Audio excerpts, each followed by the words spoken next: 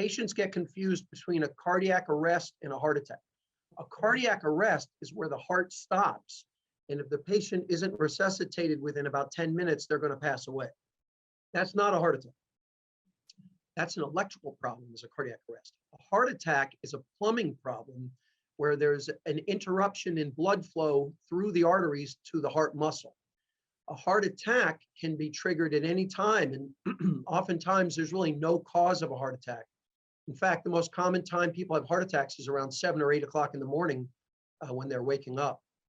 The number one symptom of a heart attack is tightness or heaviness or pressure across the chest that doesn't go away. It can be severe, but it doesn't have to be severe. It's more of the fact that it's not going away. So what I preach to patients is if you have tightness or heaviness or pressure across your chest more than 10 minutes and it's not going away, call 911 and get yourself to the hospital.